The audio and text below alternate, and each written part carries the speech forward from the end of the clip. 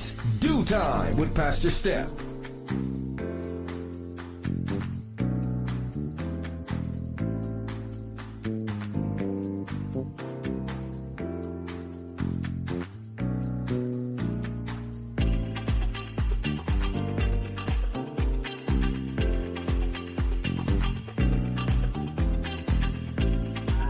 Rise and shine.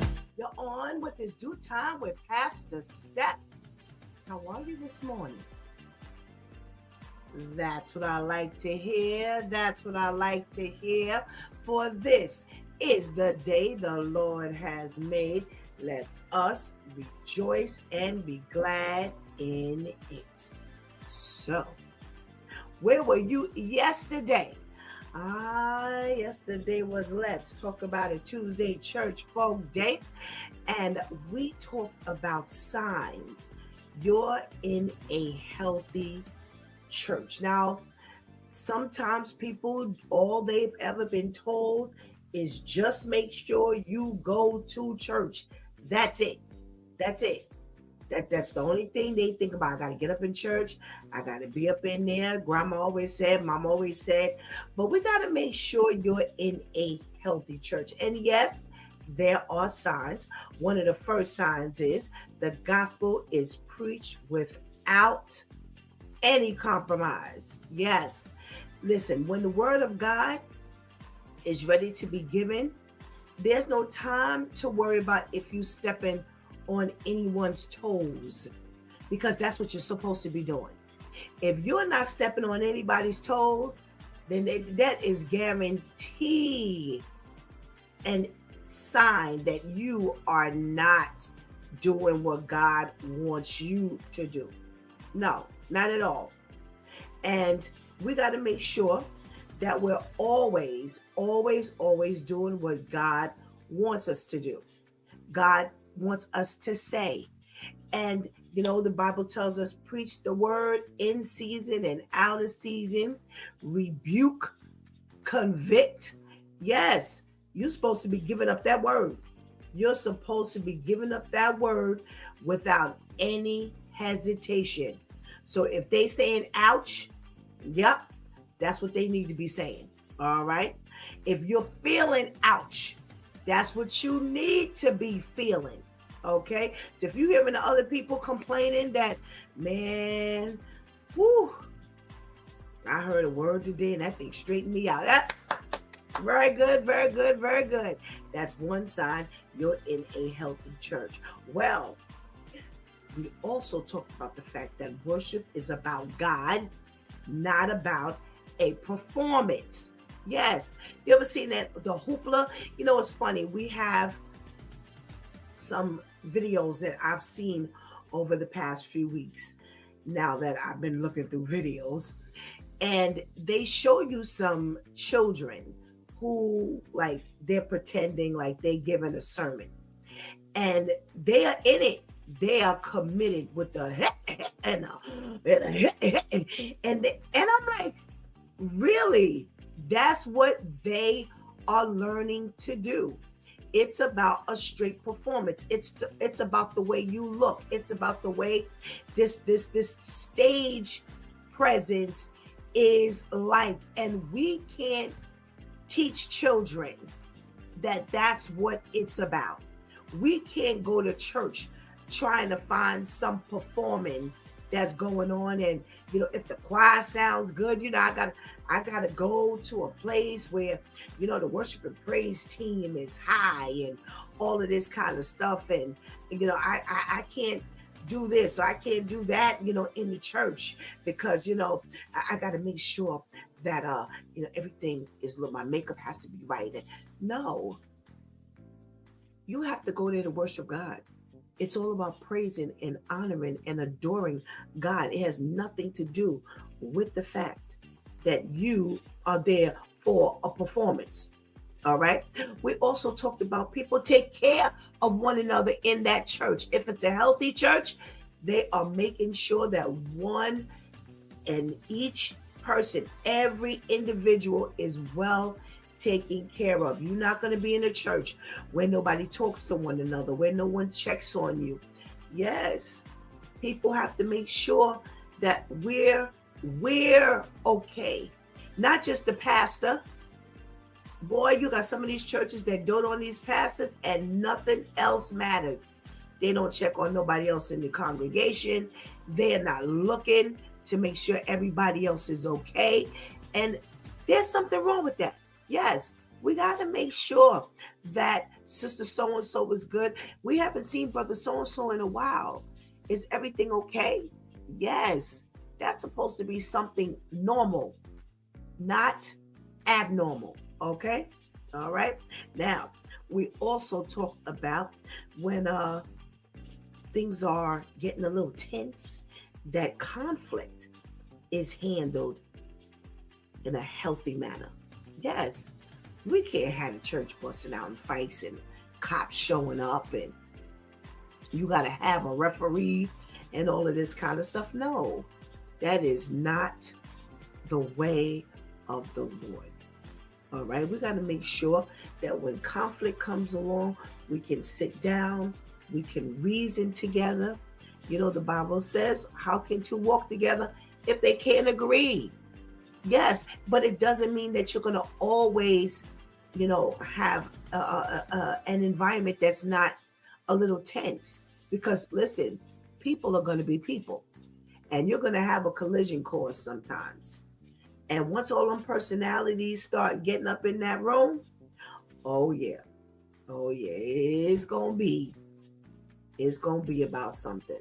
So we got to make sure that when the conflict comes along, that we know how to sit down and we know how to, follow the word of God that says, if something is wrong, you go to your brother and you try to reason with them and you sit down and you talk. And if that doesn't work, you go get a church member and you see maybe between the two of you, y'all can, reason with that person. Sometimes it takes, another voice, not just yours. It takes an additional, voice. Somebody may say something a little different than you do. And if that don't happen, you take it before the church. And if that don't happen, then move on to some other steps. But look at how the Bible has instructed us to take it in stages. You just don't bust up talking about you gonna go over to somebody's house and listen, I need to get this off my chest. And no, we can't do that. We cannot do that. That's not gonna work, y'all. That is not going to work, okay? So, these are signs that we're in a healthy church. And that's what you want to always make sure that you're in. Now, like I said yesterday, you're not going to always have this perfect church. Okay? It does not work like that. And some people are running from church to church, from church to church, trying to find this perfect church. And there is no perfect church. There's always going to be something. There's always going to be something. If you don't find it here, you're going to find it there. You're going to find it there. You're not going to find it there. It's not going to be no easy breezy thing. All right. So we got to be realistic. Come on, be realistic and understand that people are in the church. And as long as people are in the church, they're sick. They need healing. They didn't been through some things. They didn't brought it up in the church. Everybody don't know how to leave it at the door. Everybody don't exercise that. They bring it right there and they don't know how to leave it at the altar. They don't come in with the intent of leaving it at the altar. And all you got to do is just like any other location, they just get ticked off at any little thing somebody else says or someone else does. So we got to make sure that we are bringing something to the church. Okay, we're bringing something healthy to the church. We can't be going up in there just expecting to receive and we ain't doing nothing that's going to help to set the atmosphere for another individual. Because no matter what you're going through, somebody's going through something even worse than you are. Yeah. I know it's a little hard to believe, but yes, that's the way it is. Okay? All righty. That's how we spend our Tuesday, our church folk day. Well, today is Wow Wednesday, everybody. Yes, we've made it halfway through the week. And some people call it hump day. We call it Wow Wednesday. We just rely on God to deliver what it is we going to have today so we can get over this day and into the other side of the week if he spares our life. So, you know, we got a lot to look forward to today. We're a little sparse in attendees, but that ain't never mattered before. So just get your roller skates on and let's get ready to get going. Okay? So go ahead and get that healthy breakfast. Go ahead and tell somebody that it's due time with Pastor Steph is on. And whatever you do, don't go anywhere because we will be right back. With Pastor Steph.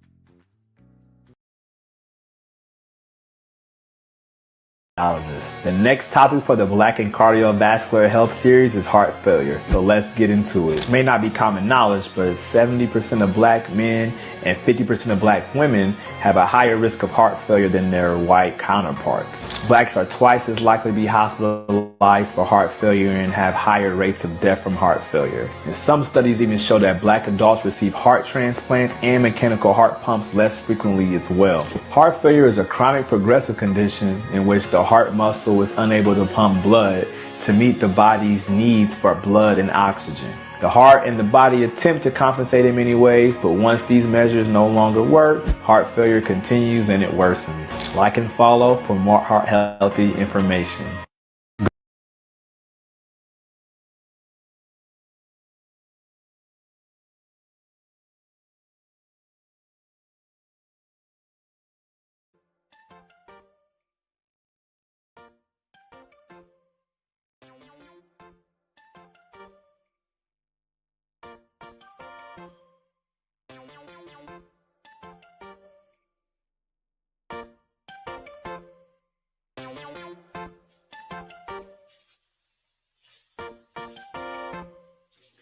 Good morning, and good morning again.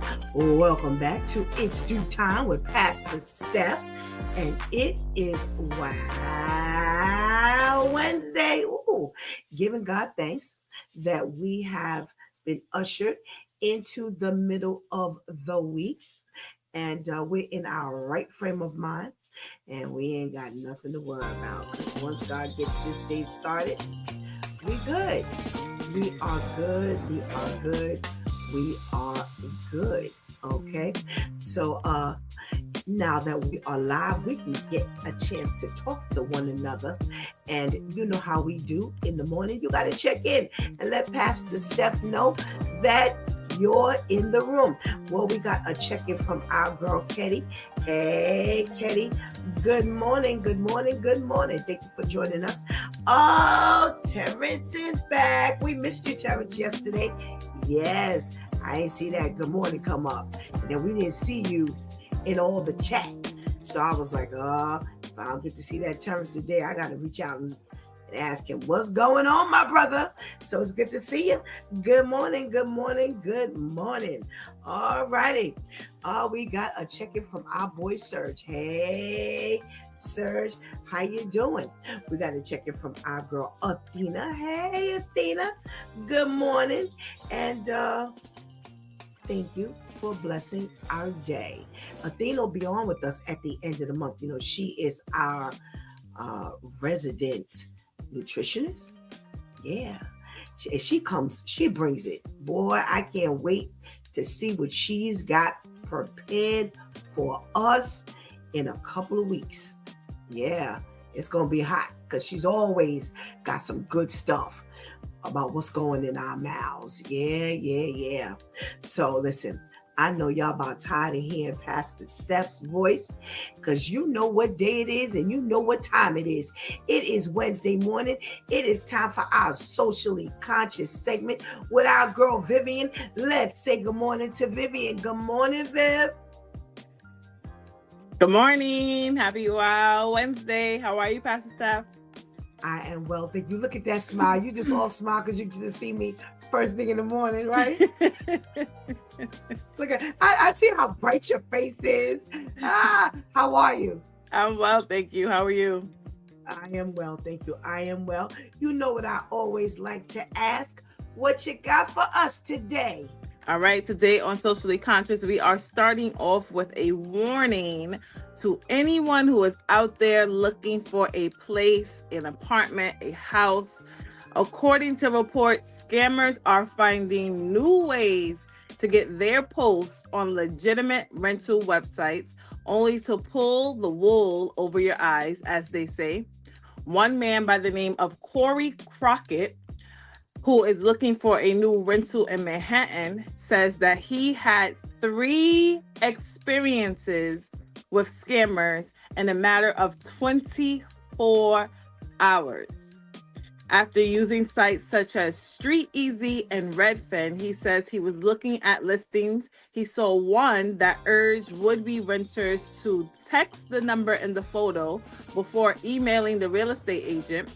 The person who texts back asks Crockett for all sorts of personal information, which thankfully he refused to give. So Crockett wants to warn others to be equally as aware and also not to fall for these scams. He said, quote, "I was shocked at how much was out there compared to the last time, compared to the last time I was renting. They are saying to beware and pay attention. They want you to know viewing an apartment should be free.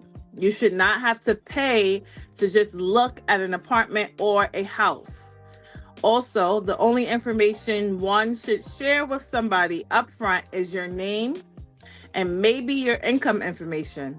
Everything else can be filled out on applications after you view the house or apartment.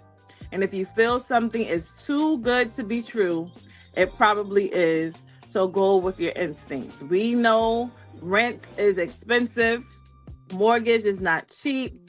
So make sure you're not falling for the okie doke." Next, we have everyone's favorite president in the news yet again, as reports say that the Trump administration is giving America's schools and universities 2 weeks to eliminate diversity initiatives or risk losing federal money, raising the stakes in president's fight against wokeness. They say in a memo Friday, the Education Department gave an ultimatum to stop using racial preferences as a factor in admissions and financial aid, hiring, or any other areas.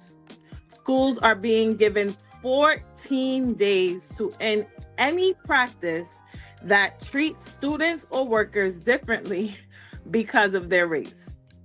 It said, put simply, educational institutions may neither separate or segregate students based on race, nor distribute benefits or burdens based on race. The memo is an extension of President Trump's executive order banning diversity, equity, and inclusion programs as legal justifications. It cites the 2023 Supreme Court decision bearing race as a factor in college admissions. So Trump says either comply or be cut off. They're even going as far as to say students who are writing letters to colleges need to word their letters carefully, because if it seems like they chose you because you spoke about how the color of your skin has made it hard for you, if you speak about anything regarding to race, you can be disqualified for any types of grants or any type of payment being given to you in order for you to attend college. Next, we have a doctor being held accountable for some shady work. It's been about 5 years since the pandemic really hit us, and people are still going down for misusing funds during the pandemic. A federal jury convicted 69-year-old Queens doctor Alexander Baldano for a plot costing Medicare over $24 million. The prosecution succeeded in providing that he took cash kickbacks to order unnecessary lab tests and orthodontic braces during COVID. He faces up to 10 years in prison at 69 years old per fraud kickback charge. The judge set June 26 for sentencing. They say Baldino accepted bribes for lab workers and a supply owner to order expensive cancer tests for phantom people who didn't actually know.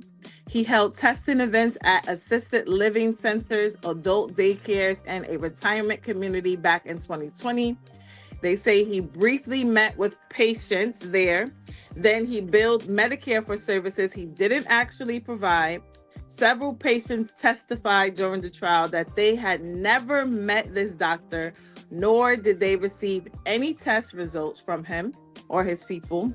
And Medicare paid more than $2.1 million to the labs and to the supply company for orders that this doctor pushed. And now 5 years later, he is going down.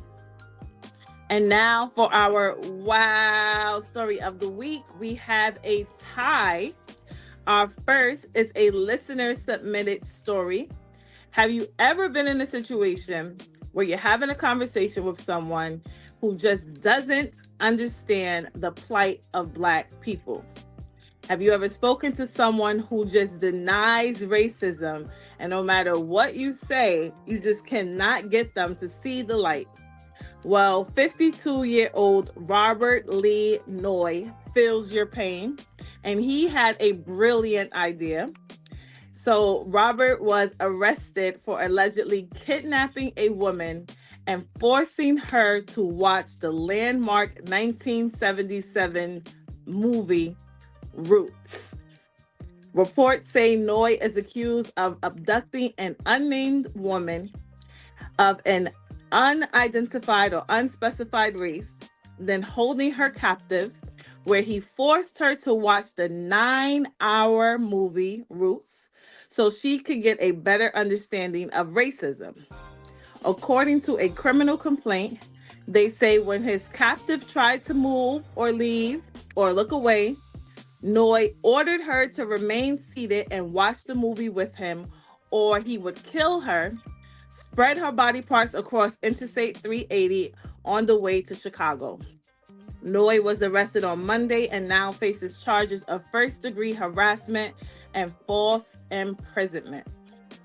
Next, we have a case of exes gone wild, as a 21-year-old Harrison Jones has been arrested in connection to an arson case out in Pennsylvania. Reports say Mr. Jones drove 730 miles, which totaled an 11-hour drive, in order to set his ex-girlfriend's new boyfriend's family's house on fire. They say crews arrived to find 6 people outside a house engulfed in flames. Officials say they were able to escape thanks to the mom, who heard suspicious noises before finding the fire and evacuating her family. They say all 6 family members survived and were treated for smoke inhalation. However, both the family's dogs perished in the fire. Video captured a vehicle pulling up to the house as a suspect got out, walked toward the back of the house, then drove off. They say about 30 seconds later, an explosion erupted and the house went up in flames. 21-year-old Harris Jones was taken into custody with apparent burn marks on his arm. Officials say Jones is the ex-boyfriend of a woman from Michigan who had been in an online relationship with a male resident in Pennsylvania since 2023. However, they say a motive is still being investigated. Court documents say Jones was supposed to drive his ex-girlfriend to meet her online boyfriend, but instead, investigators say he drove to the home on his own with murderous intentions. Jones is charged with 6 counts of attempted homicide, arson, and related offenses. Wow. But this has been Vivian with Socially Conscious, giving you the news that we are following. And remember, if you have any wild stories you would like to submit, please feel free to direct message me on Facebook. My username there is Vivian BM. And come back every Wednesday to find out if your story has been chosen. Thank you, as always, to our loyal listeners. And thank you, Pastor Steph. Girl, where do you find these stories? It's like you got a special arsenal that you go in and you just grab. Where do these people are out of control. Seriously. Oh my goodness. Well, girl, go ahead and get ready because it's just the 3 of us today. So okay. I see what you're doing with Pastor Steph Day on It's Due Time with Pastor Steph Day. So we're going to catch up with you in a couple of minutes. And I'm just going to have to find something to talk to Shantice about until you're ready. Okay. So you let us know when you're ready. And then we'll get to talking about these stories. All right. Thank you. All right. You know, this world has lost its ever-loving mind. You know, when you sit back and you think about all the stuff that this world goes through, there's no way in the world. I tell y'all all the time, I try to think about what did I do before Christ? What did I do before Christ? Now, I wasn't where these people are. And I can't figure out where in the world I thought I was going without God, because this is indication of a godless world. A world where people don't want God. It really is, because all kinds of things go on. People are losing it over the smallest things. And you know, it's scary to think about how we think we can navigate through life on our own. And that's really what this all boils down to. Us believing that we can do this all by ourselves. You know, there's a scripture that talks about, you know, God says, I'm going to leave you to a reprobate mind. I'm going to leave you to yourself. That's just the as my father used to say, the rock bottom line. That's just the bottom line. He says, I'm going to leave you to you. I don't have to touch you. I don't have to make it happen. I don't have to force anything. All I got to do is just sit back. All I got to do is just sit back and just let you be you. Let you into your own world. Let you believe that you can handle it all. Let you believe that you have control, and see how that works out for you. Because we're really seeing, you know, what this world is like. You know, that's all we talk about day in and day out, day in and day out. You know, we talk about this Trump administration, and this man has come in like a flood. Before, and I was talking to someone yesterday, and I said, you know, you could tell that all of this stuff is planned. Yeah, you could tell that while he was running for president, he honestly believed that he was going to win, and he started to set his wheels in motion, because as soon as he got in office, he just took off with the stuff. It didn't take him no time to start implementing, to start putting his hands on people and saying, okay, you're going to run this and you're going to run that, and I'm going to stop this, and I'm going to make sure this happens. And this is a scary situation when we have someone who anticipated being in power and was able to like execute things instantaneously. He hasn't even been in office a full month yet. Yes, and already stuff is just straight out of control. So listen, when we think that we don't need God, no, we need God for real. We really, really do. Because we can't do nothing with this world. We can't do a thing with this world.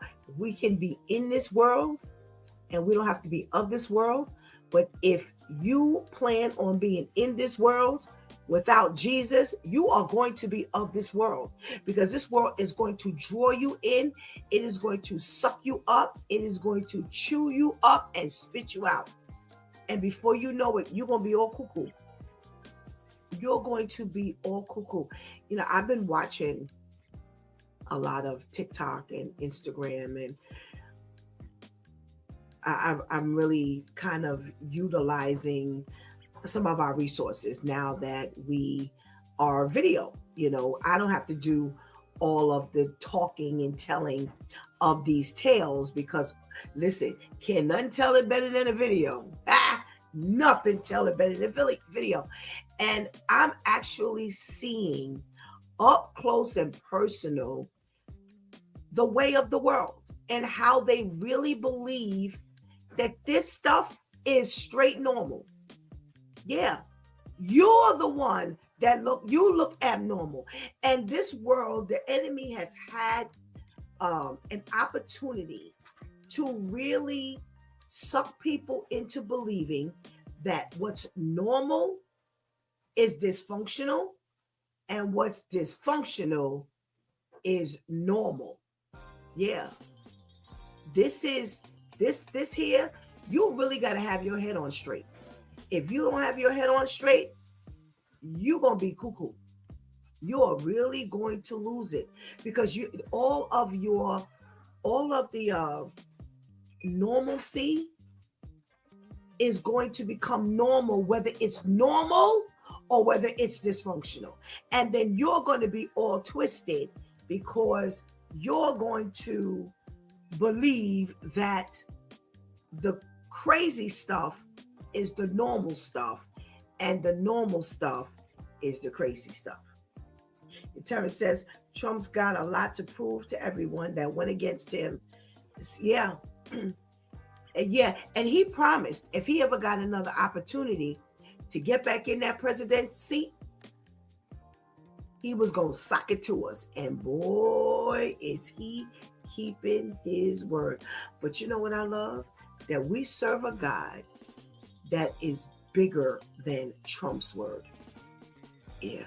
So that's why I tell you, you're going to have to, excuse me, you're going to have to really get into God. If you haven't done so, you're going to have to really make God priority in your life, because that's the only way you're going to make it.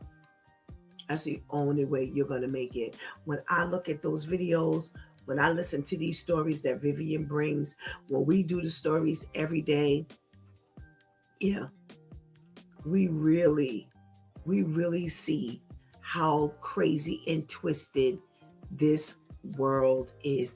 You know, let me pull up my girl Shantice and chat with her for a couple of minutes about how crazy this world is. Good morning, Shantice. Good morning. How are you, Pastor Steph? I am well, thank you. How are you? I'm fine, thank you. Good.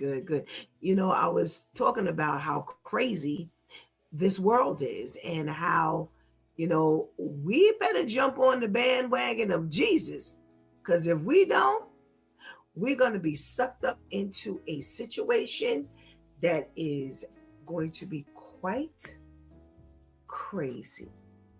What say you? I was actually just saying that to someone last night. They were talking to me about a panel they're having next month. And like, talking about how you can survive, not just survive, but thrive. And, he started talking about everything that's going on politically, of course, with Trump and, how scary it is. And I said, I'm blessed that even with the debates and even with us having to go vote, and of course, we not knowing what the outcome was going to be, we knew how it was looking, but we didn't know exactly how it was going to be until everything was finalized, that I didn't have any worries. It's like, no, I didn't want Trump to be president again.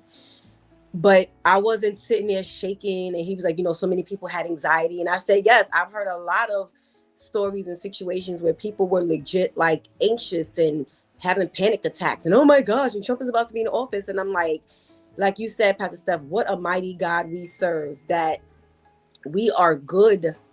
Those of us who trust in him, that I know I'm not going to be directly affected in that way. Yes, of course, I have Black men in my family. I have Black men as friends. So of course, you have those concerns. But as far as for me, it was just like, you know what, God, I know that my life is contingent on my obedience. My life is contingent on my disobedience. So I understand that you put Trump in that seat because us as a whole, as a world, said to hell with you. So you like, oh, okay, well, let me show you what happens when I don't intervene as much, when I don't interfere as much, or when I just put a bullseye focus on those who are bold enough to say, being with you, God, ain't always easy. It's not always comfortable, but I'm with you. What we doing? And for everybody else, this is what you get. Oh, well, so Absolutely. it's just like unless you understand that peace that Jesus gives you, you're not going to understand how everybody else is like, oh, how are you not worried? How are you not? And it's like, relax, go to Jesus. He'll teach you how not to worry. Absolutely. Absolutely. Anika says, good morning.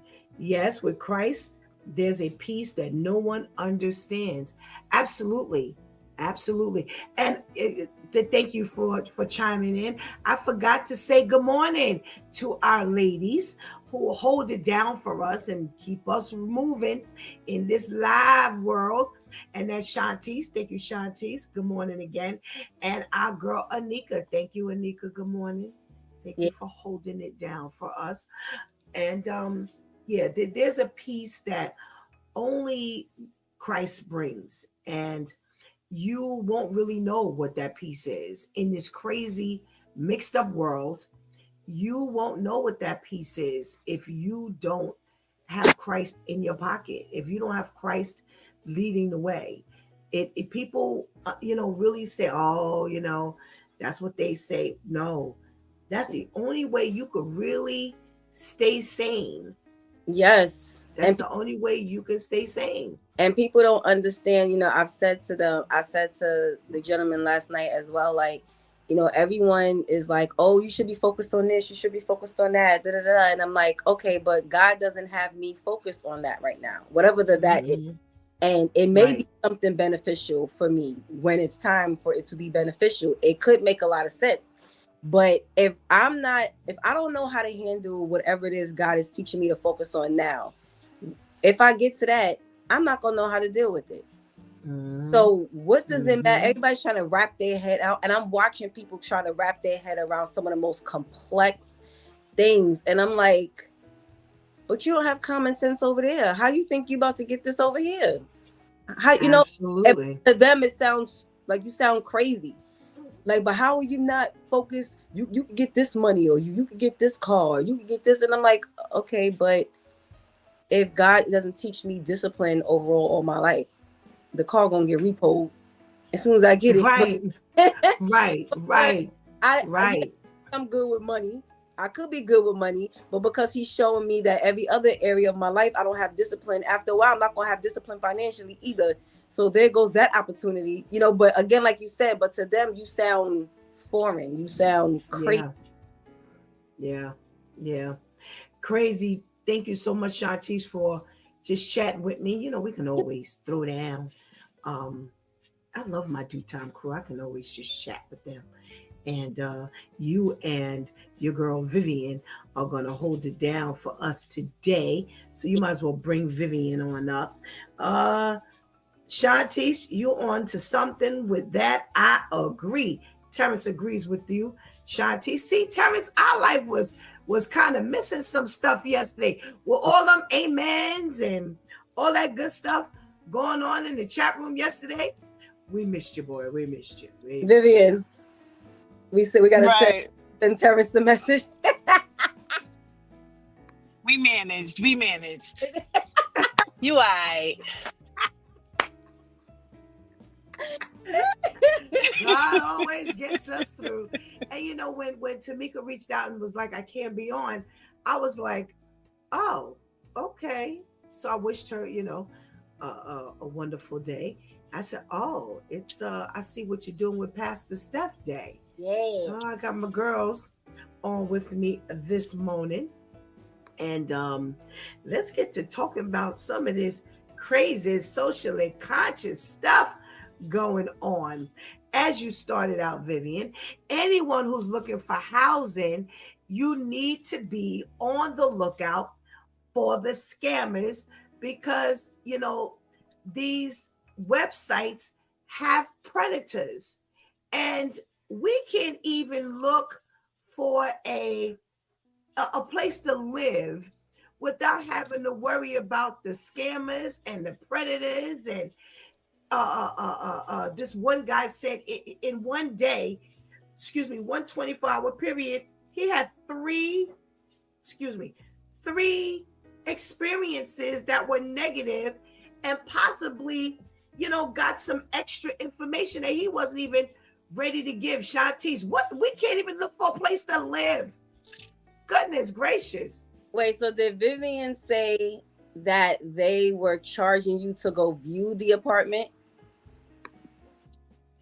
They were saying that to make sure you're not paying. I guess some people are putting listings out there where you would have to pay to even view the place. So they're letting everyone know that you should never have to pay to view an apartment or a house. Bruh. Again, this reminds me of the time when me and my best friend went to go view a basement apartment and my heel went in the floor. In the basement. The floors are typically cement, concrete, right? I had heels on, had a rug that, first of all, it wasn't even like I'm in a basement now that can be set up as a basement apartment. There's no poles in the middle of the floor. He had a pole there. If it was a little skinnier, it could have been used as a stripper pole. Okay, but it was like a big pole in the middle of the floor. And he has this rug that looked like somebody else just put it out for garbage, but before they officially put it on the sidewalk, he snatched it up real quick and put it down there.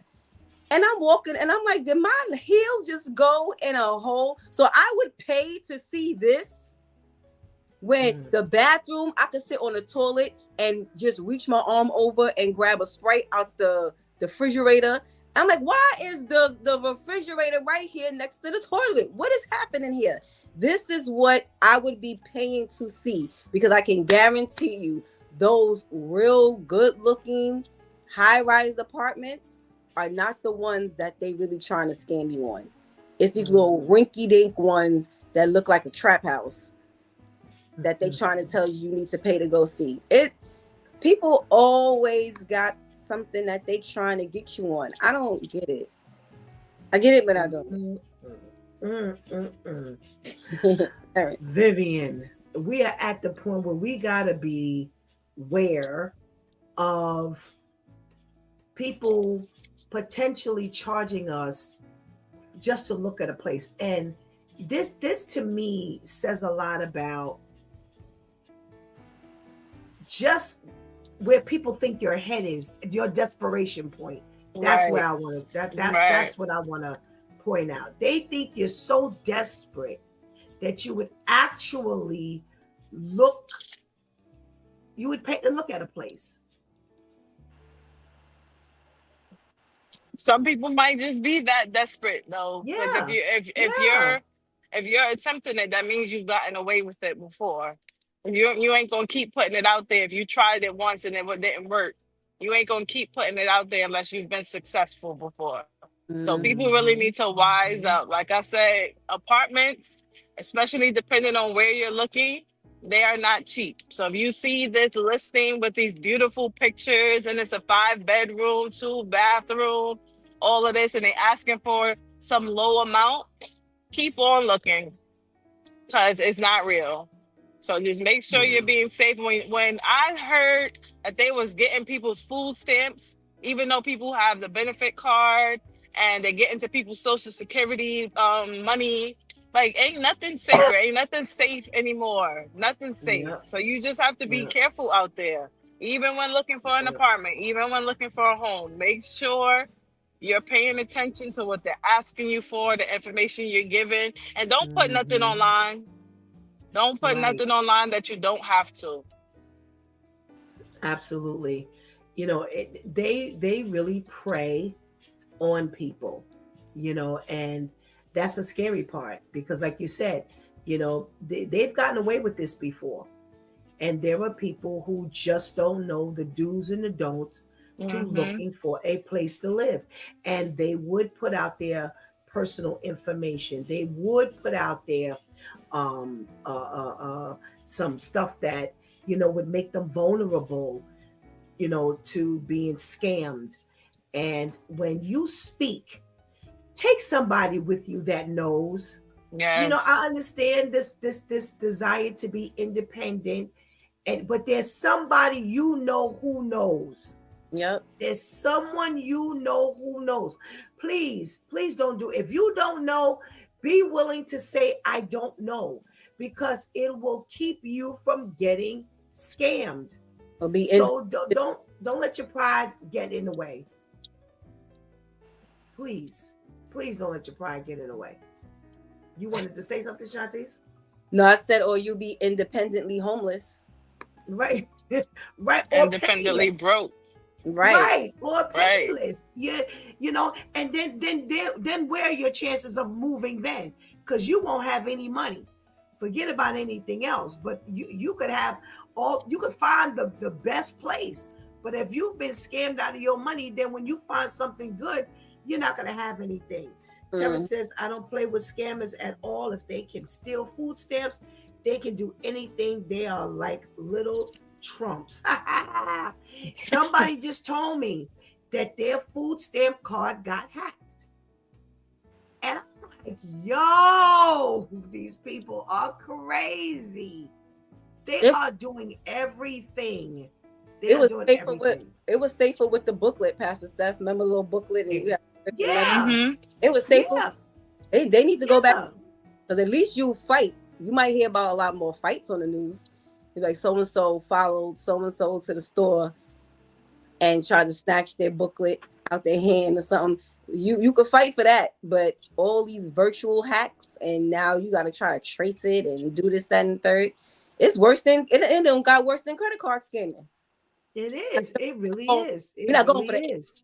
Let's go for that EBT. Like what we do. Yeah, this is everything. Housing has become just as vulnerable as everything else.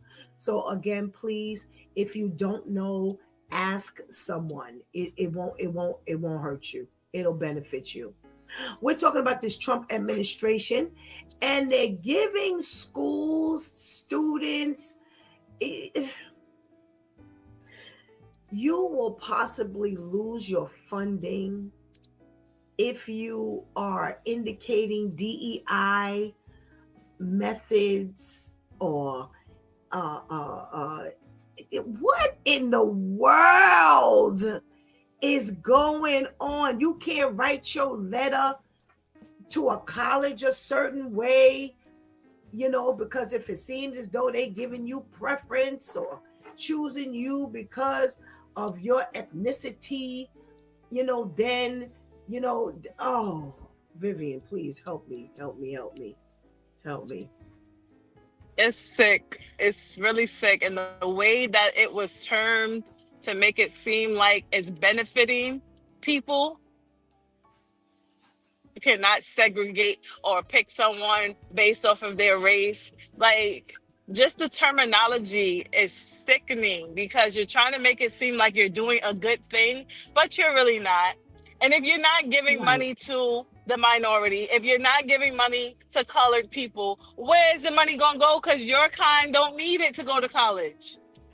Right. Where are Right. scholarships going? Where is the funding going to go? Back into his pockets? Because we are the ones who need it. Everyone else Mm, they're good. Their parents are paying for college, or they have other ways to pay for college. They don't need it. So if you're taking this away from the minority, what are you going to do with the funds? How else will we distribute mm-hmm. it? Mm-hmm. Like, he knows what Absolutely. he's doing, and the wording is just sick. It is. This is. But you are so you are so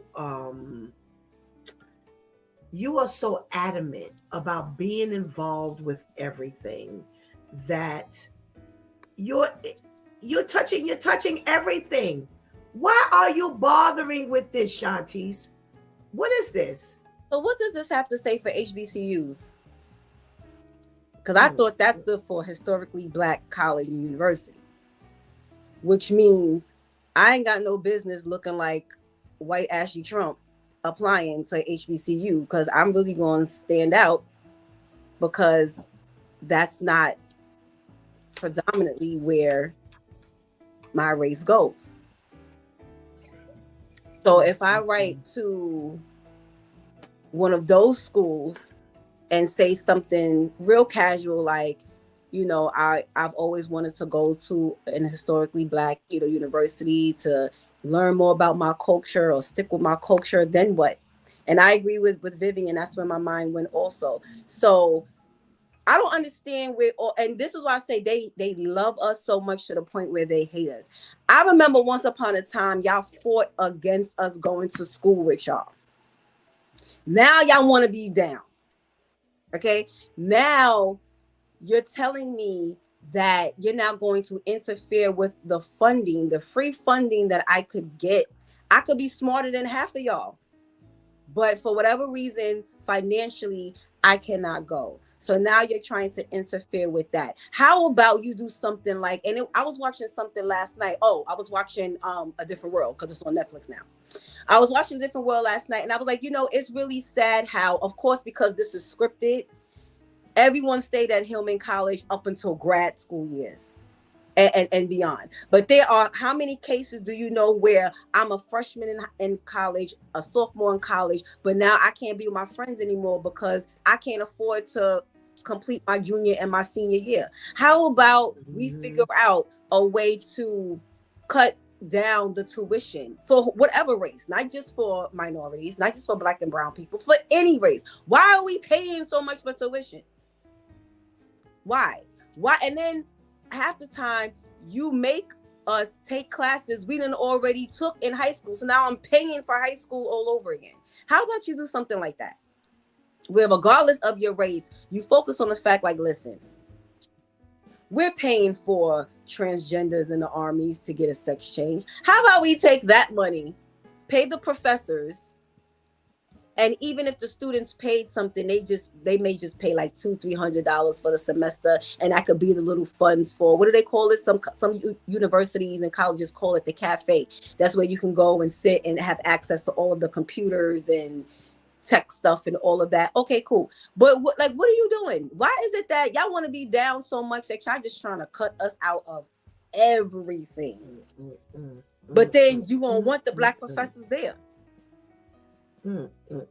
Not only are you going to have them, you're going to want the Black professors there. So it's like, figure out what really needs to be done. Because now, and I think it was said, you just sitting back thinking like, what stupid thing can I do next? What stupid thing can I interfere with next?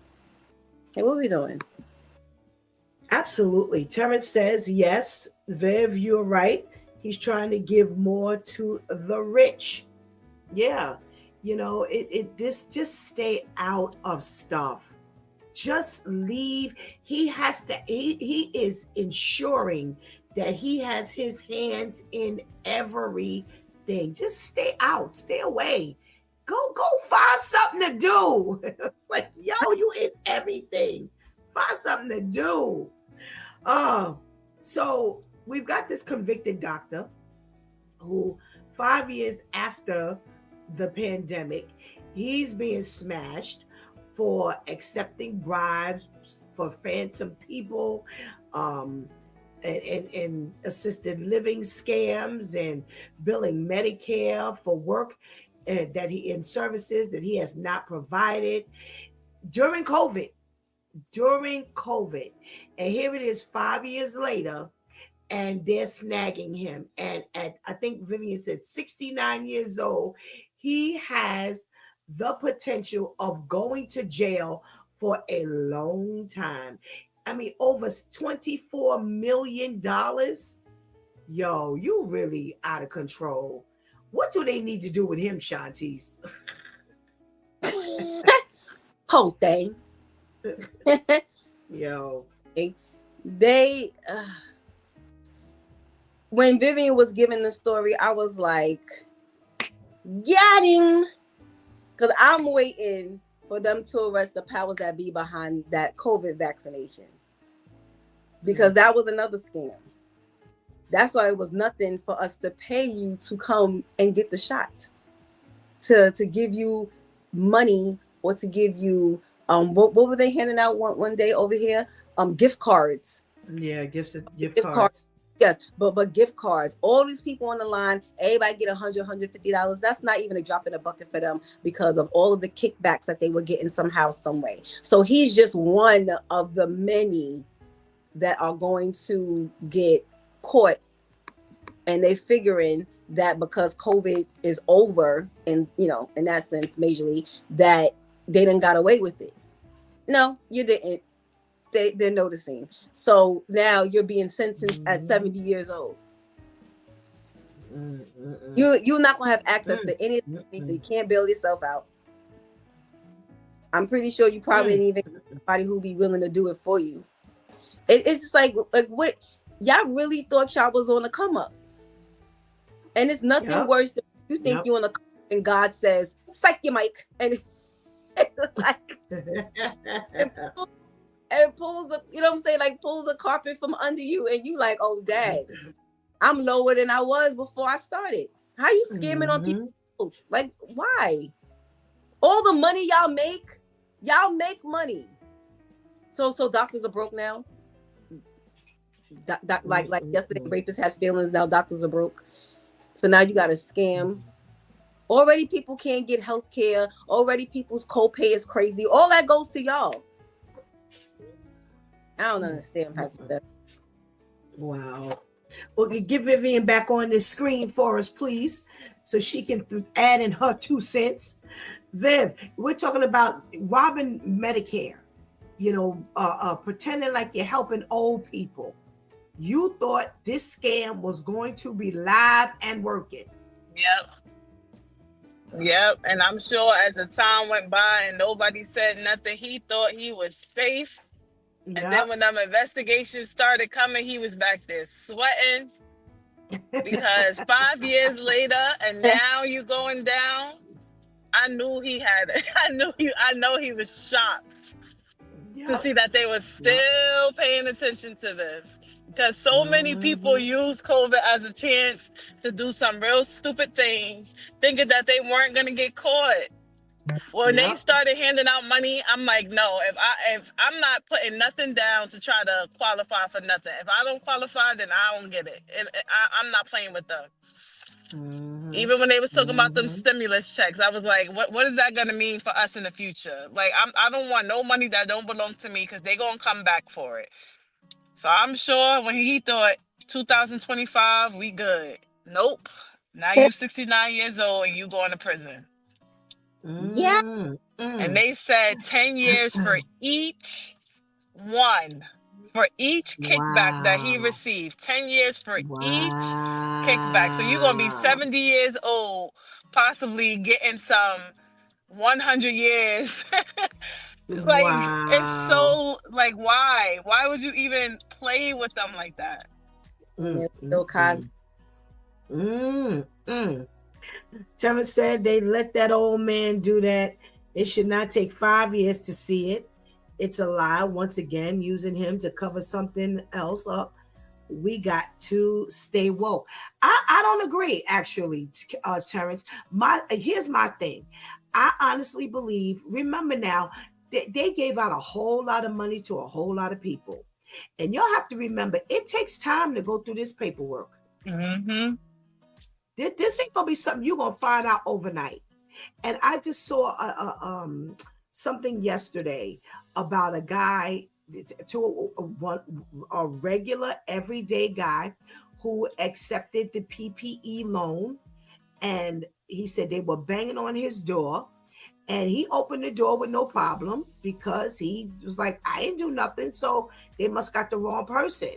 He said they locked him up, and after he went before the judge and still couldn't figure out why, they was talking about all this money. Come to find out, they snagged him for the PPE loan that he got, that they found out was not valid.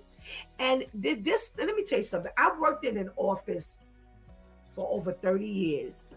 And there are times when stuff gets buried. Now you're talking about all this pandemic money that they gave out, all of the PPE loans that they gave out, all this money that was being thrown everywhere. And now they got the time to sit down and go through things with a fine tooth comb. Mm-hmm. Oh, you better believe a whole lot of things are going to surface now, including this doctor, including this young man who's now walking around with an ankle bracelet because they said that the prison is so full that they couldn't even house so many people. So now his case comes up in July. So he has to wear an ankle monitor because they don't have no room for him in jail. So no, I don't agree. I don't agree that this is something that they're making up. It's something that they're covering up. I think it's something that's getting exposed now. It's getting exposed now because now they got the time. All the pandemic stuff is done. And now they can really go back and see if all of these claims that you were running a company and all kinds of things was valid. Yeah. So you know what? Good for him.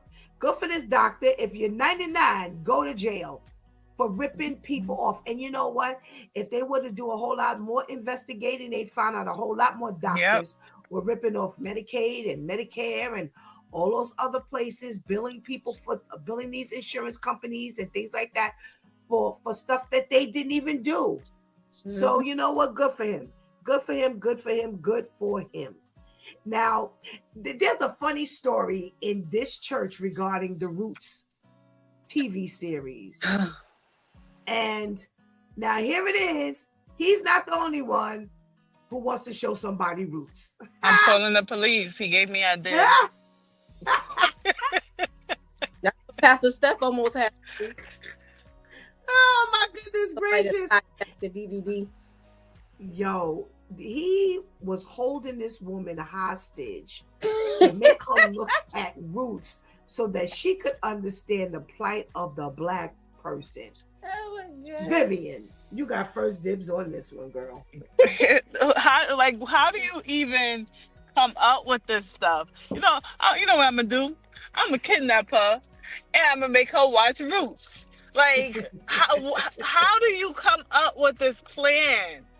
And they ain't have to tell us what race she was, an unspecified race. You ain't got to tell us what race she was for us to know what race she was. What? Because he ain't going to kidnap no Black person and make him sit down and watch Roots. Right. So you ain't have to tell us. We know. But that is just crazy. That is crazy. And it ain't going to help. It's not really going to do anything. Because I'm sure they know. I'm sure they've seen. I'm sure they've heard. They not oblivious to this stuff. They not oblivious to the treatment we had to go through. They just don't care. They don't care. Yep. Shantice, should I have kidnapped, people and made them look at roots, I think you should have kidnapped whoever stole the DVD and held it for ransom. That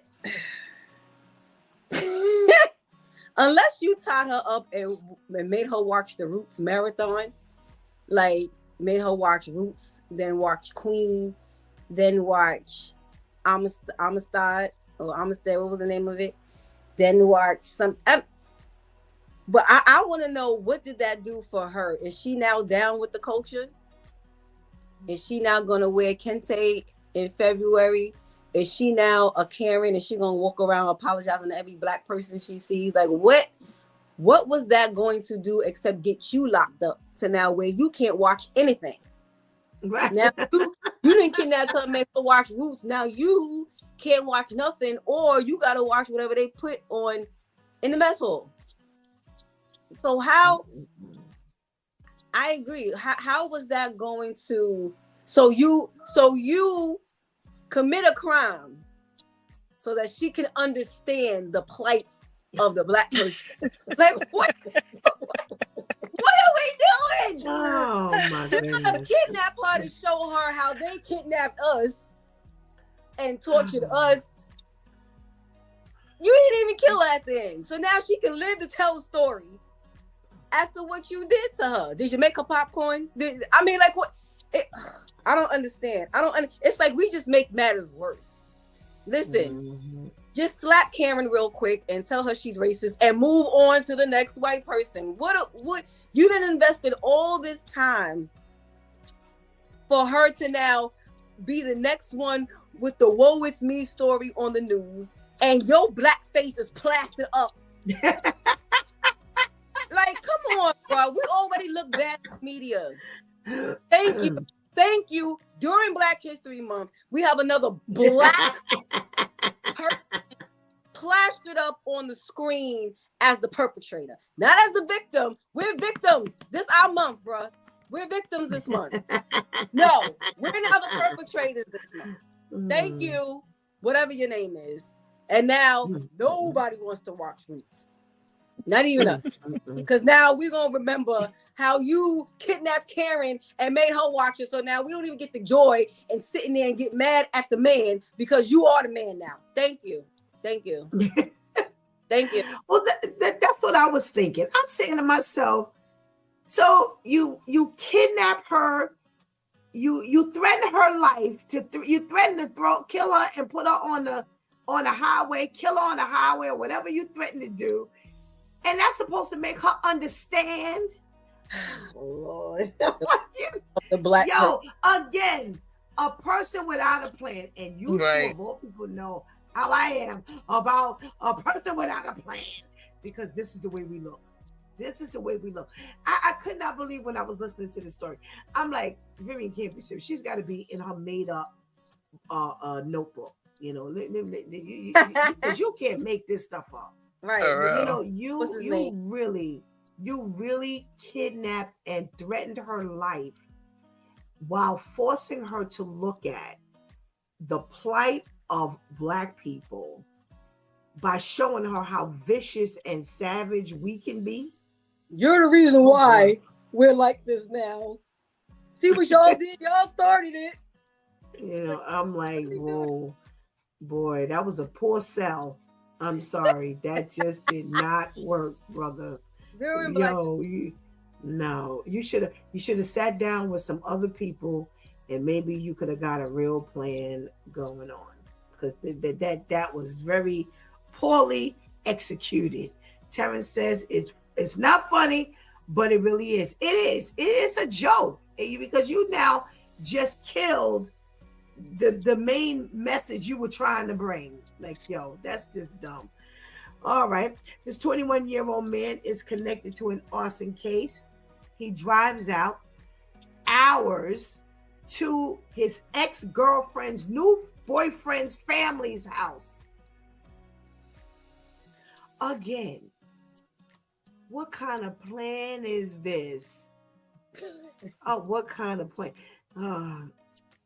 Shantice, what kind of plan is this?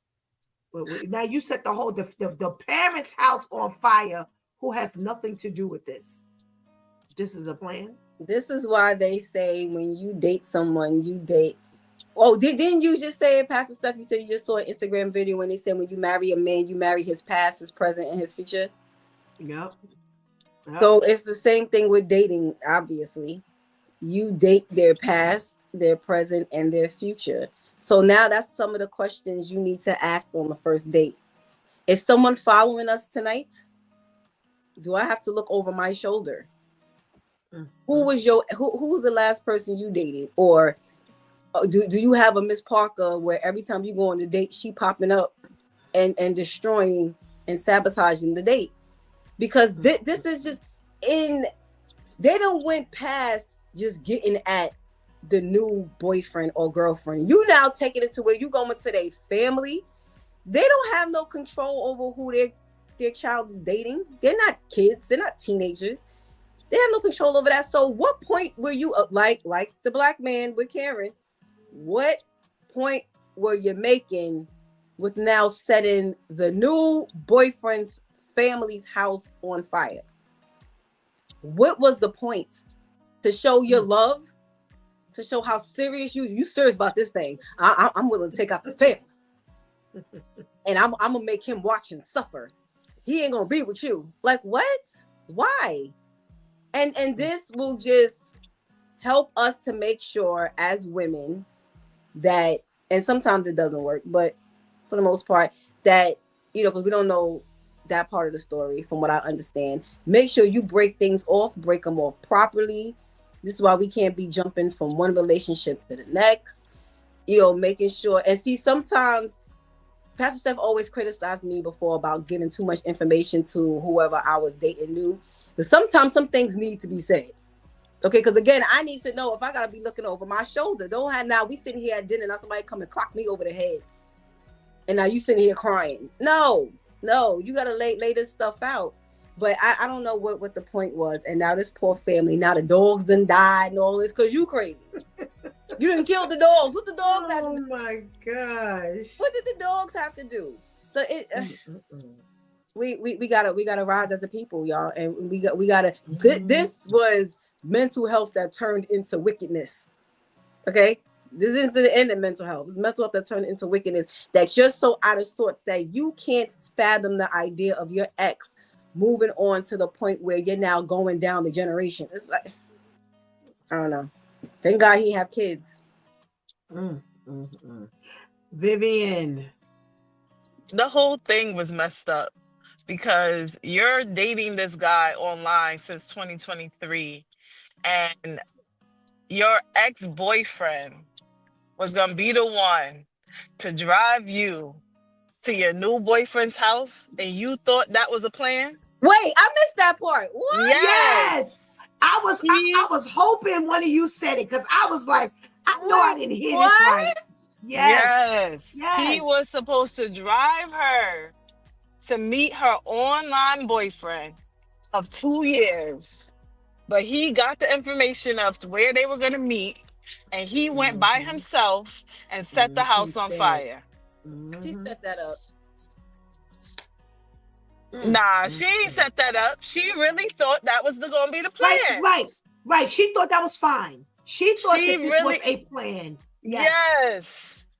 So the whole thing was messed up to start with. First of all, you knew he was crazy because you didn't break up with him for no reason. And then as y'all are broken up, he was doing some crazy things and saying some crazy things. And you still thought it was good to trust him enough to set up this whole thing where he was going to drive you the 11 hours to meet up with your new boyfriend. And he was going to be okay with that. You dumb. 11 that whole thing, 11 hours, 730 miles. He was going to drive her to meet her new boyfriend, but instead he decided to go on his own and set the place on fire. She need to go to jail too because she dumb. She needs to be right along next to him because that was dumb. Now you cost this man his family's house. You cost this family grief because you dumb. You really thought that was going to be a plan. And you never even met them. This is somebody online. Right. You didn't even know who these people were face to face. Nah. Just a mess. A mess. I'm really trying to envision myself telling my old, what you doing today? All right. So at about 2:00, can you run me over to this other state real quick? Because I got 11 hours. 11 hours. Right. But because this is how people talk. And Pastor Steph, you ain't got not near resource, but something far as real quick. Can you run me over? So I'm in New York. Can you run me to Alabama real quick? So I gotta go meet up with Stan. Oh my. Who's Stan? goodness. Remember I told you I've been, we hooked up online, but I'm gonna finally go see him in person. Can you run me over there real quick? Knowing you're a schizo.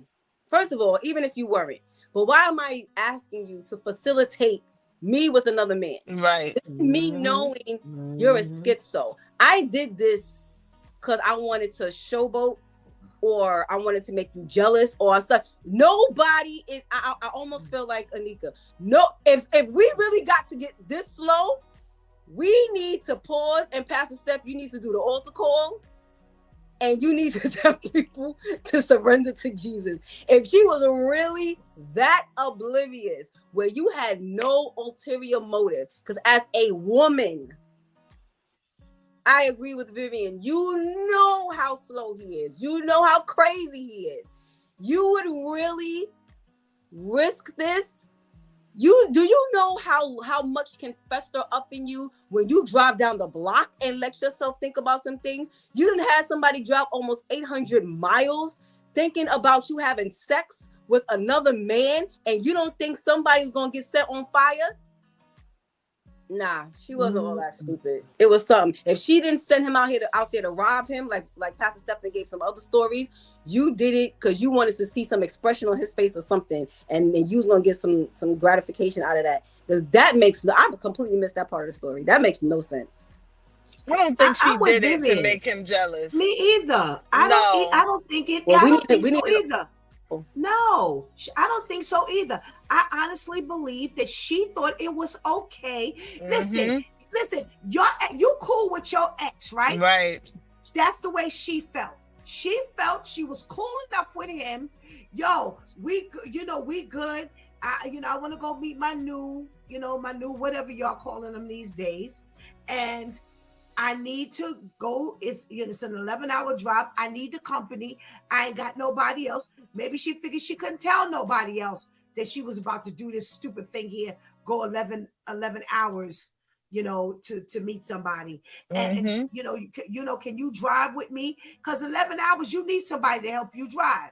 So she chose him because she felt she could trust him. I'm with Vivian. I don't think it was no setup at all. I just think it was a stupid move. First of all, it's a stupid move for you to even go 11 hours to see somebody online that you never even met, because you could have been meeting the end of your life at the end of this trip. Right. So maybe she thought that and said, well, I'm going to take a male with me.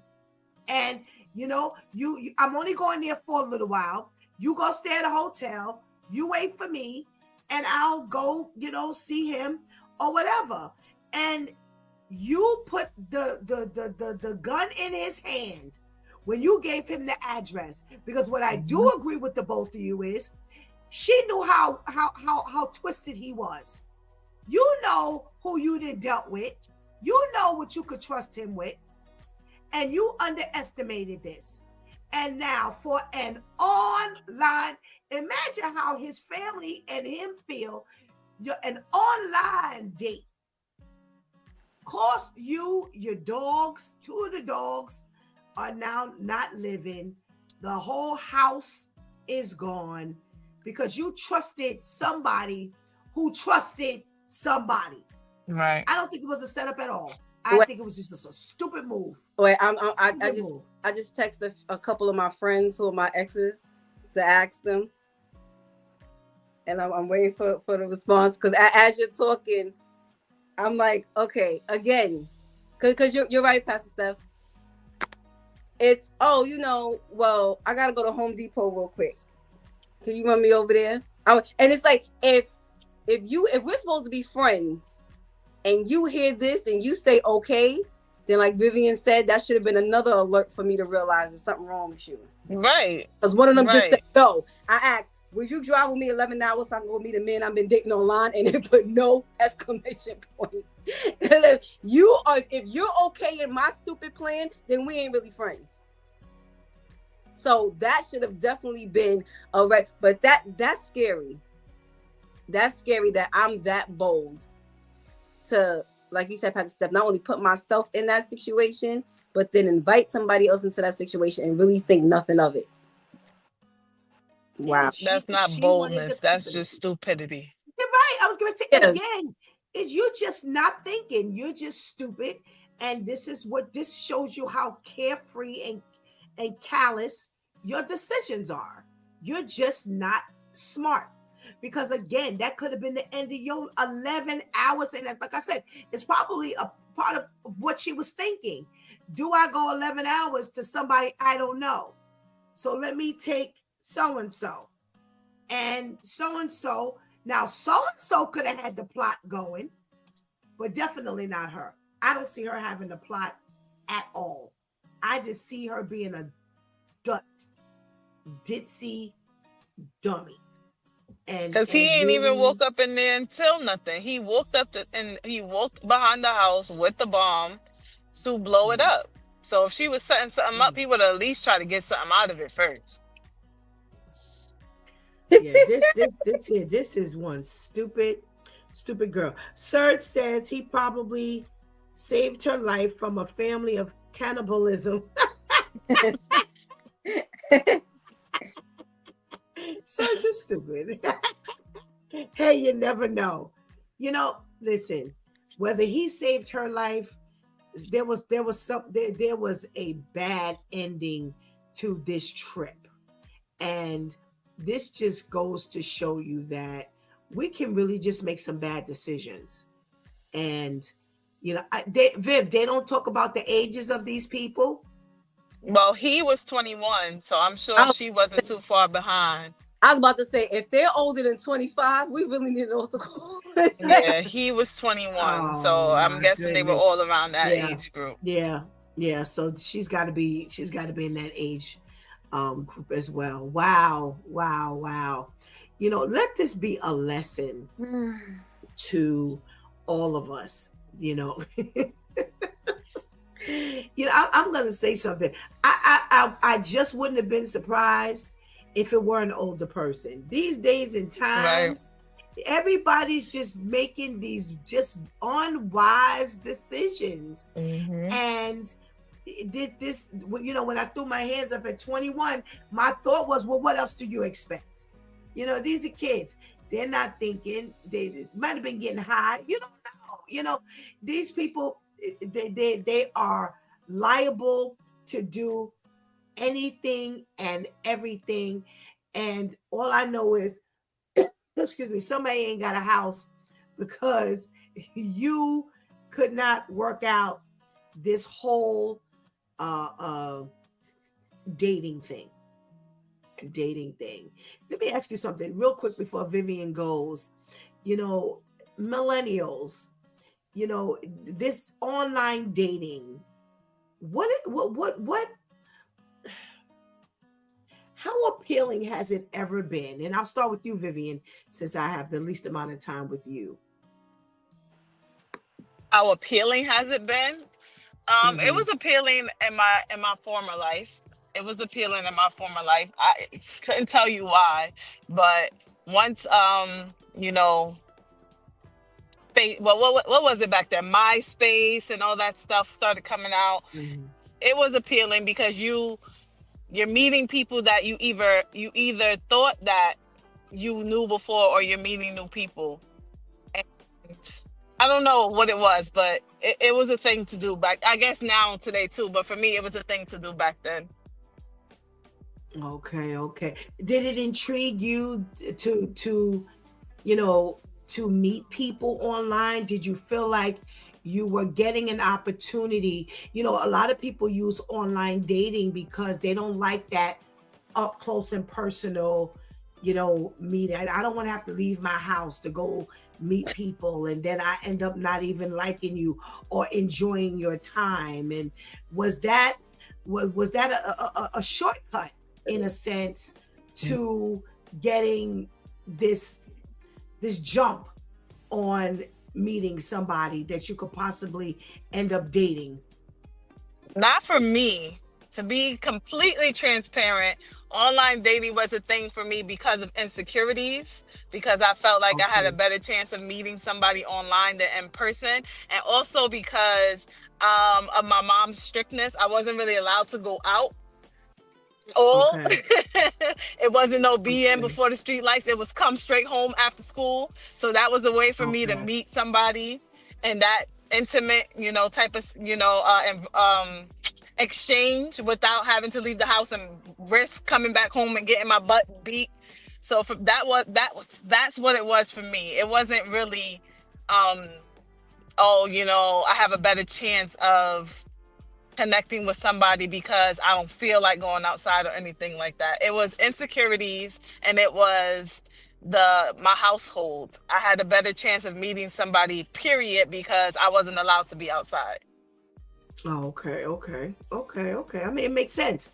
It makes sense. There's a goal here, and like you said, if I find this was a shortcut in its own way to getting something done without breaking the rules and Hmm. paying the consequences. So I definitely get it.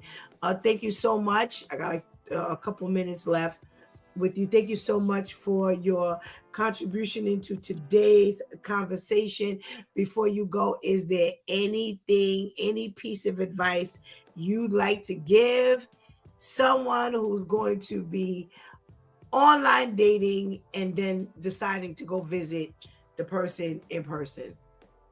I mean, for me personally, I just say don't do it. I know there's been some love stories out there where somebody met the love of their life online and all types of things, but I just say don't risk it. Don't risk it. It's so many ways that you can go out and meet somebody. And if it's an insecurity thing, then you need to be working on that before you be working on your spouse or meeting somebody to become a spouse. So I just say don't Mhm. risk it. And the times that we are in, we've just heard way too many stories of people meeting Mhm. somebody they thought was Mhm. going to be their potential lover, only to get Mhm. set up to be robbed, raped, trafficked, killed. Like, it's just not worth it. It's just not worth it. I say don't do it. Just continue working on yourself, get to know God so that He can work on you and prepare you for who He's sending your way. Because to risk literally your life trying to meet somebody online Mhm. it's just stupid. Don't do it. All righty. Thank you, thank you, thank you. Good advice. Good advice. We pray you have a blessed day. Thank you. You as well. Have a good day. Thank you. Thank you. All right. Oh, Shanti's. Yeah. We're talking about online dating. And before we go there, a surge says, well, Terrence says, it's like the movie Get Out. Oh my goodness. I hated that movie, by the way. Um, Serge says online dating has always been scary to me. I do feel uncomfortable as a man. Back in the days in the streets, you never knew who was plotting on you to rob or murder you. Okay, yeah, that's what they doing, sirs. That's what they doing. And Tara says, yeah, she was on MySpace and AOL dial-up. Right, because that's when that was going down. Yes. Yeah, well, Yes. Oh my goodness. So I was asking, as a millennial, mm-hmm. the online dating thing, you know, was that or could that be considered like a shortcut to getting this meet and greet out of the way, where I don't have to leave my house and waste my time and possibly run the risk of just not liking you at the end of the day or having feeling like I've wasted my time. So I'm just going to do this online thing. Was what was there an appeal to you in that area? Please, can you tell me to brace myself before you Come tell on, me anything today? Pastor Mommy, you already know. And you're sitting. Ask these questions, and I end up like holding my breath, like, oh my gosh. For those who don't know, Okay. Pastor Steph is my mommy, and she doesn't. She's not always ready for my stories. Well, first, I just want to start with saying, not wanting to leave my house to meet somebody is real lazy. That's crazy. If you don't feel like leaving your house, just be ready to be single. Because that, if you're not even willing to leave your house to meet the person, then there goes date nights. Like, that's it. Like, that's not easy. Okay. But once upon a time, I was 13, and that's when the chat line. Come on, Pastor Steph, you heard this before. That's I know, but it's refreshing my memory. Why we gotta go back so far? I asked you as a millennial adult. But I'm telling, I got childhood, to your former life. I gotta give a quick build up to my answer for today. Okay. So back when I was born in a little shack in Willow, Georgia, 13. Okay, I was 13. The chat line was popping then. For those millennials, y'all know what I'm talking about. Chat line was popping, and that's all you heard were people voices. You ain't see no photos, no nothing. Way before any MySpace, AOL dial-up, and all that. Okay, and I would be on the chat line when school was out. I'd be at my grandmother's house on the chat line the whole week, talking to people. I would be the baby on the chat line. Everybody else is at least 18 years old or older. I'll be on there. And it was appealing then, of course, because you're 13. You ain't even buying your own drawers yet, your own panties yet. So, you know, it's exciting. You're meeting people. Fast forward a couple of years. Fast forward a couple of years. I ended up, I think it was like 15. I ended up meeting one of them in person. And that was just a complete shot. Like, okay. Which leads me to how I feel about it today. I feel like it's a waste of time. I feel like we already got to deal with people fronting in front of us. Like, I already have to deal with the representative when I'm meeting you, when I'm not too lazy to get up and go meet people, or when I just leave the house and somebody tries to talk to me, or however it goes. I'm already having to meet the representative first. So now I'm going to waste time with getting to know the representative online for a year or two, and then got to meet the representative in person, and then got to learn you're the representative, and then however long it takes for you to stop fronting so that God can show me who you really are. Then we got to go through that time process. Listen, let's just kill the time frame on the line. I don't want to meet you. You probably even putting your real photo up there. So that's another level of the representative. It's just too much. I agree with Vivian. You know, you run as people say, well, I met my husband online. I met my wife. Beautiful. Great. However, for the most part, and we don't know if that's how you really supposed to do it, but for whatever reason God is letting you rock. We don't know. But I just feel like that's one of the ways man has chosen to speed up God's process. You know, let me go on the line and now see who looks good. Because now it's always about looks, but now it's really about looks. But see, people set themselves up because if you don't know the difference between your weathers and your theirs, and you posting this in your bio, you done already got eliminated from the women who are paying attention to these things. So you're putting yourself out there more than you should. You know, where you meet somebody in person and God can hide the fact that you don't know how to really spell yet. Now you putting it out there from the get, and now you're not getting chosen. But I feel like it's a waste of time, and it's very dangerous. We hear a lot more danger stories than we hear success stories. You just had what was he? He was a clergy in the church. I forgot what his position was a couple of years ago. Met the wife online. They were married for a couple of years, and he ended up murdering her. Like it's just, you know, it's too much. It's too much. I just feel like it's just another cover up. And now you got not only just the regular worldly ones. Now you got ChristianMingle.com and this one Christian.com, and I really don't believe that's how God is setting people up. It's too much to hide behind. Okay. Terrence says people can do the online thing if they want, They got WhatsApp now and FaceTime. So, they can do it now. I mean, excuse me. And that's how they're getting it done amongst some other um, vehicles of, being online. But, this says, you always hear, the one or the two great stories, but are we hearing, as many horror stories that exist? And like Shantish, you just said, we've got some horror stories such as this one.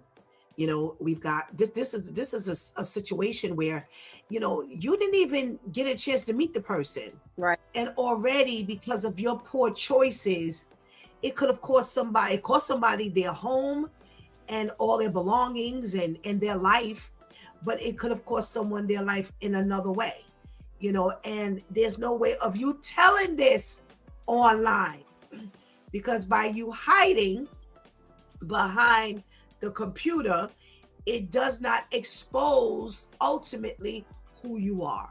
Right. You know what I'm saying? So now nobody gets an opportunity to see that you're a schizo. I as scary as it is, go ahead and meet somebody in a restaurant, and make it your business to not see them anymore. I mean, but this is not, because eventually you're gonna have to meet anyway. Right. You can't stay online. So even for those who have these fairy tale excuse me, endings, where it ended up being something good, at the end of it, it worked out, at least that's the way you tell it, that it worked out. You still had to meet the person. So you might as well go ahead and get it done. And as Vivian said, sometimes people are using that as, a scapegoat to low self-esteem. And that's not going to help you in the end either, because eventually you're going to have to expose who you are. We also went through this whole series of catfishing. Ooh. Shantice, are you holding your head for catfishing? Yes, it didn't happen to me. Thank God. It didn't happen to me. But just like you said, the trend, it was like a real popular trend at one point, like you said. And I didn't understand. It was like, do y'all want this to happen to you? Because if I was someone who was privy to being on a dating site, and then I kept hearing that this was happening, but I'm still on this dating site, still trying to meet people. Like, hello, even if it didn't happen to me, I'm still taking the risk of this. Like, this should show what people are really sitting on the other side of these devices and these computers doing. Some people wake up with the agenda to intentionally catfish. Some people just punk out and then they end up catfishing. But either way, why would you set yourself up for this? And there are people who are really looking for love on these sites. How is your heart so set on you finding the new term now is that's your person, and it's right there with the other terms I can't stand because not everybody start to use it. But now you really on here trying to find your person, and you're seeing that your person is trying to be everybody else's person too. At what point are we going to realize that this is not what God has for me? He does not have for, again, listen, I need to meet you in person. I need to find out if you brush your teeth from now. I need to find out if you floss from now. I need to find out if you have a Roman eye for now. I can't find all that out on the line. How? How am I doing that? You always speak, Pastor Steph, about Pastor Burrows telling us go group dating. We doing that virtually? How do I know how cheap you are if we doing that? How do I know that you only came out your house with $30, but you done ran up an $80 bill? How do I know that? If all we do is sit and talk on the line. I've sat and spoken with people, men and women. It's almost like when they say you don't really know a person until you move in with them. You don't know people until you really start spending that physical time around people. People talk a real good game a real good game.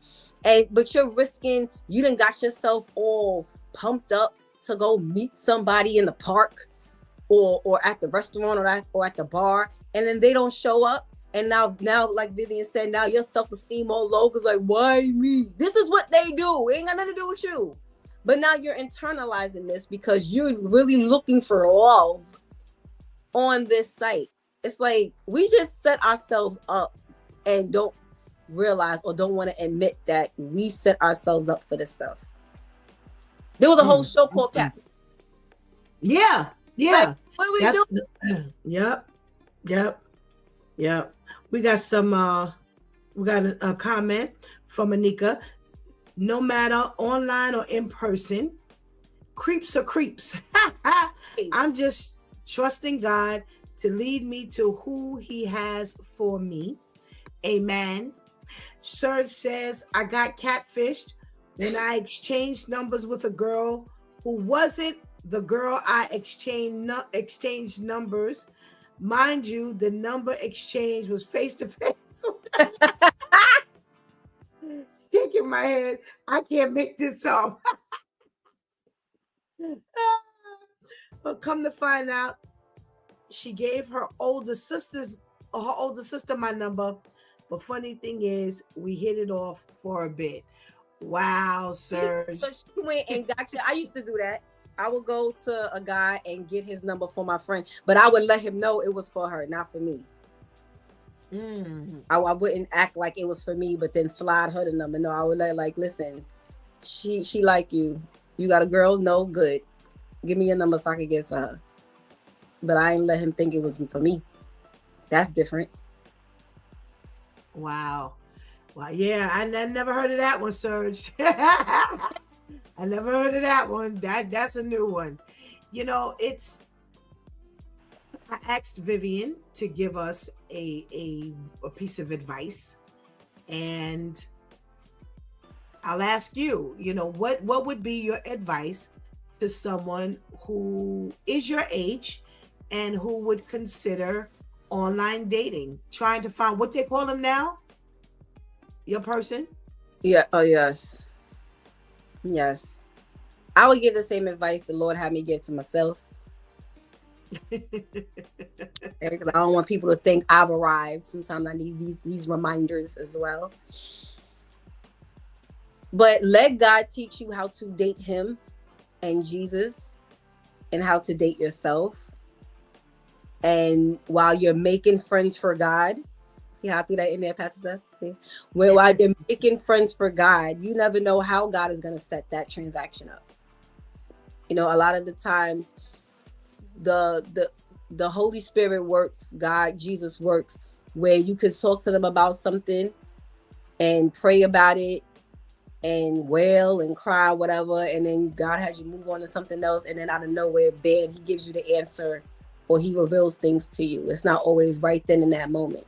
So stop trying to look for the immediate. Pay attention to how God doesn't always give you your lessons directly. It doesn't have to be on the news. Hey, Shantice, pay attention. Rachel got raped when she went to go meet the man in the alley. This can be you. That doesn't have to be the headline. Okay, God knows what your intentions and your desires are. So if he knows that you're one who wants to be on these dating sites, he's going to allow certain things to come across your vision and your hearing to let you know this ain't the move for you, or these are the risks. You can try it if you want to, but these are the risks if you gamble with doing that. So allow God to work on you, work on whoever your person is. And when he sees that it's time to turn y'all over to each other, because he trusts y'all with each other, then he will bring you together. Until then, chill with your boys, chill with your girls, go to church, eat chicken, have a good old time. All righty. Thank you so much for your contribution into today's conversation, and we pray you have a blessed day. Thank you, you too. Thank you. Let's get this benediction. And let the peace of God rule in your hearts, to which Indeed, you were called in one body, and be thankful. Colossians 3:15. I think that's a 15. 3:15. I tell you, what, you know, God is amazing. God is amazing. Auntie Pam always says, what a mighty God we serve. God is amazing as to allow us to have these conversations at will and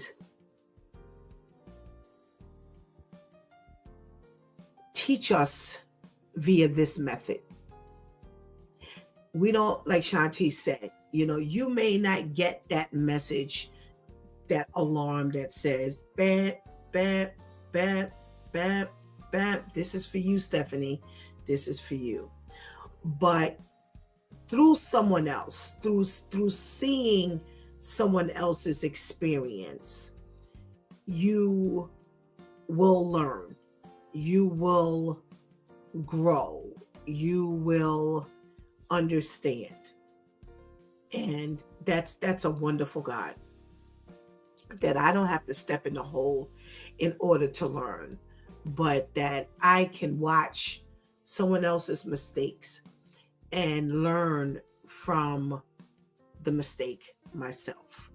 And when we talk about these things on this broadcast, God is setting us up for success, and we want to make sure that we are learning and accepting what God is giving us.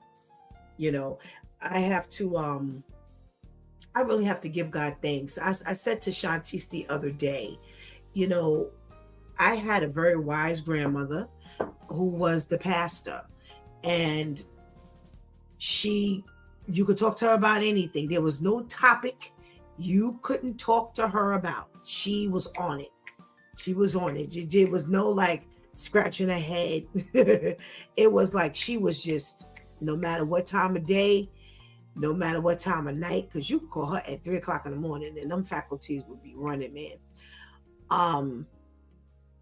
But there was no babysitting service. I call this a babysitting service. Grandma didn't babysit you. She was able to give you what she gave you when you were there. She called, she checked up on you, so forth and so on. God is moving in another way right now, where he has us more close to the situation, where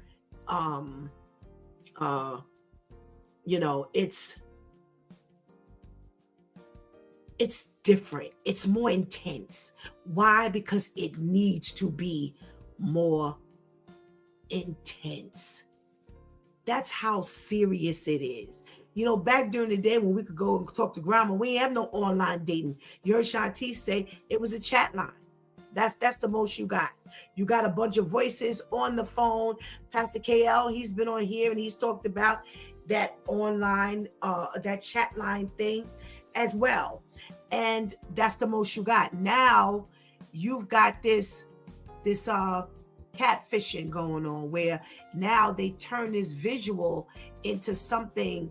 Now you really get this whole picture of what she looks like or what he looks like, and I can envision myself with him. Yeah, now it's different than just in your head. Now they've helped you by giving you a pictures, and now the draw is even larger. The ability with technology is larger.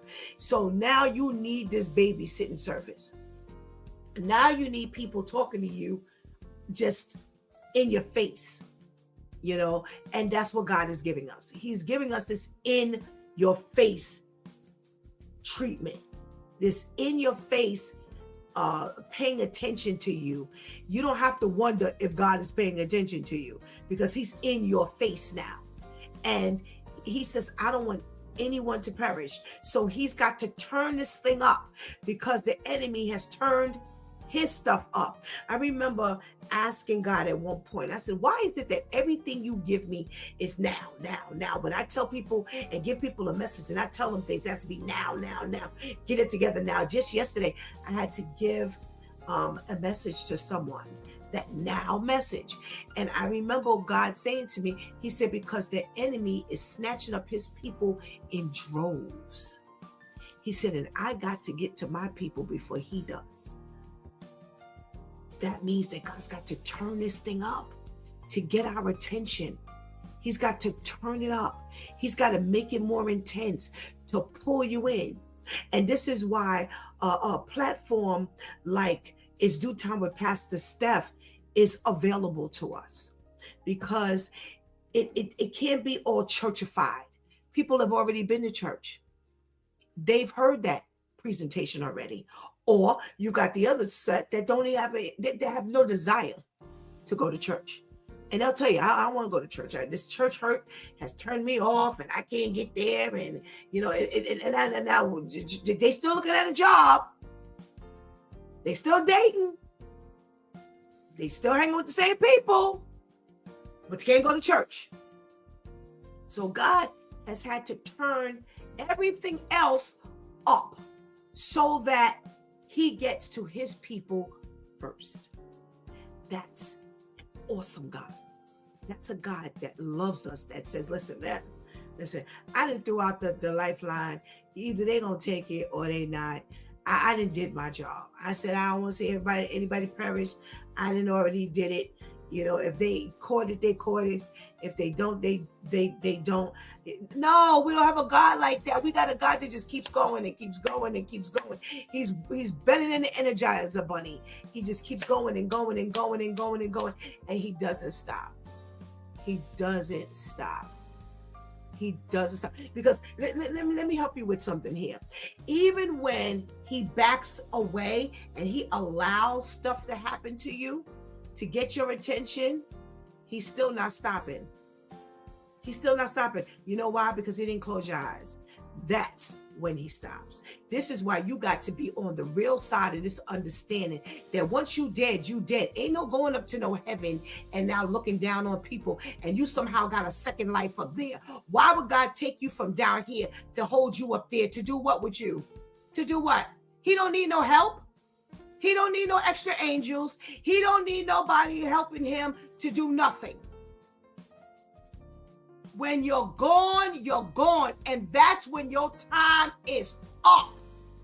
When God closes your eyes, you are just sleeping. You ain't doing nothing else. I don't care what they tell you. The next time somebody tells you something, including somebody who's supposed to be clergy, tells you that they up in heaven, you tell them to show you in the Bible that somebody is sitting up in heaven with God. It doesn't happen. And the good God we serve does not turn it off until he closes your eyes. So he is still after you, even when he steps back and he allows faith to do what it does. Because he says, I'm going to leave you to you. I'm just going to let you marinate in you. And I'm going to show you, you can't do this thing by yourself. Try it. Try it.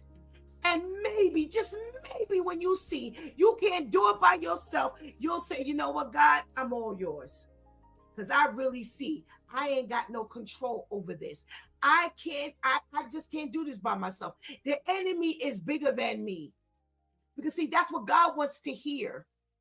God wants to hear that I can't even go up against the enemy. Because I don't have what it takes to go up against the enemy. If God has declared the enemy the prince of this world, who are you to go up against the prince of this world?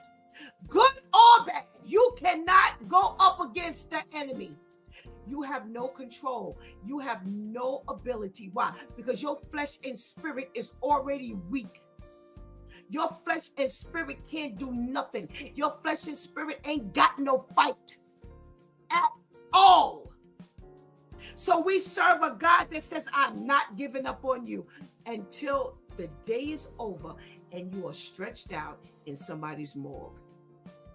That's when God can't do nothing with you no more, because you're gone. That's it. He has chosen to close your eyes for whatever the reason is, young or old. He has decided that that is where it ends for you. But until that moment, you still have an opportunity. And you better seize that opportunity right now. Stop taking for granted time.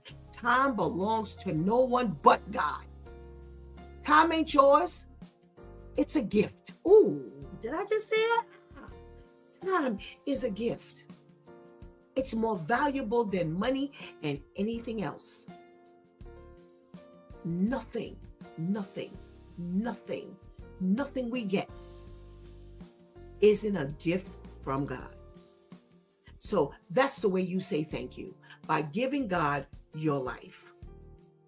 All this online dating and all this commitment to the job and all this commitment to finding your person and all this commitment that you got to finding a perfect job and to having this perfect career, you can go ahead and give all of that to this world, because that's who you're giving it to. If God has no part of your life, that's who owns you, this world. And trust me when I tell you, it's not going to take you anywhere. So come on. Again, as every other day, I invite you to come on this side of the fence. You will not go wrong. All right. You know, I'm always going to shout out my girl, Nicole, and Craft Corner. Thank you so much for providing a wonderful tumbler. Shantice was on today, and I forgot to ask her to show you her mug. So she's going to be on tomorrow, God spares. So I'm going to have her come on with her mug so you can get to see another item that Nicole provides. Your embroidery manufacturer is another shirt that I am sporting from. It's personalized. If you let the banner down, then they can see the shirt. All right, there you go. Here we go. So if whatever you want is personalized, it's on you. Talk to your embroidery manufacturers to see if they can help you get that branding that you want, the branding that you may need. Send that message. All right.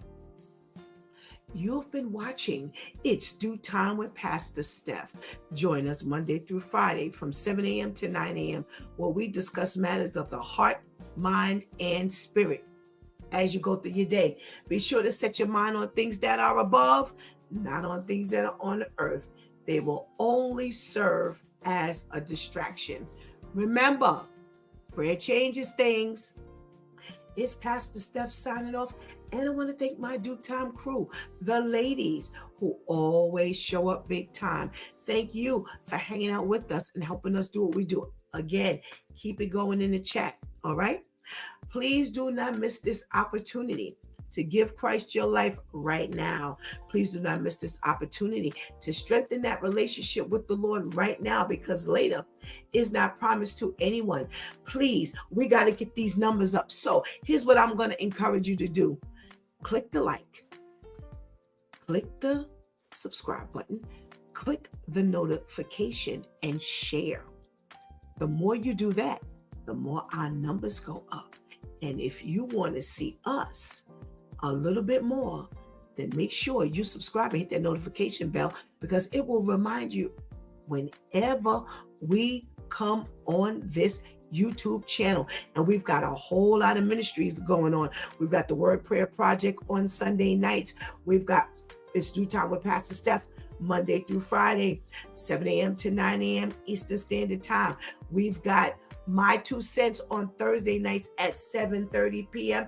And we've got With All Due Respect with Shantice and V.